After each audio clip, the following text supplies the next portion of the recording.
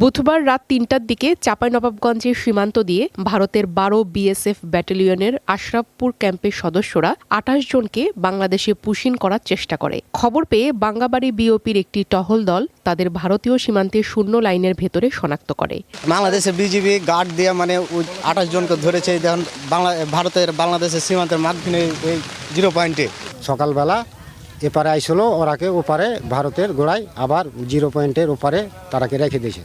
বর্তমানে ওই ২৮ জন নোম্যান্সল্যান্ডে অবস্থান করছে। বিজিবি অধিনায়ক লেফটেন্যান্ট কর্নেল মোহাম্মদ আরিফুল ইসলাম মাসুম বলেন, বৃহস্পতিবার বিকেলে বিজিবি ও বিএসএফ এর পতাকা বৈঠক অনুষ্ঠিত হয়। বৈঠকে বিএসএফ ২৮ জনকে পাঠানোর কথা স্বীকার করে। এ সময় তারা বিষয়টি সমাধানের কথা জানায়, কিন্তু পরে আর কোনো সিদ্ধান্ত জানায়নি বিজিবিকে।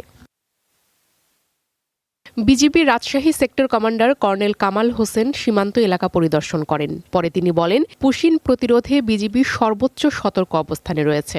সীমানাতে আমরা দিবারাত্রি ২৪ ঘন্টা প্রহরা দিচ্ছি এবং সতর্ক রয়েছি যাতে কোনো অবৈধভাবে কোনো অনুপ্রবেশ এখানে ঢুকতে না পারে।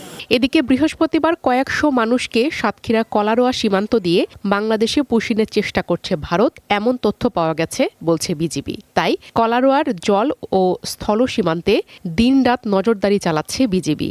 বিজিবি বলছে, সীমান্ত নিরাপত্তা নিশ্চিত করতে গোয়েন্দা নজরদারি এবং টহল কার্যক্রম সর্বোচ্চ পর্যায়ে জোরদার করা হয়েছে।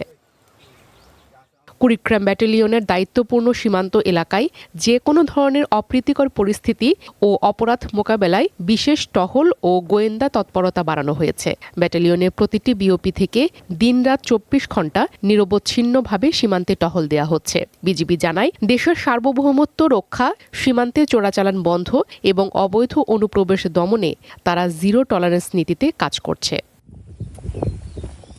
প্রিয়া কুন্ডু, ওয়ান ন্যাশনাল ডেস্ক।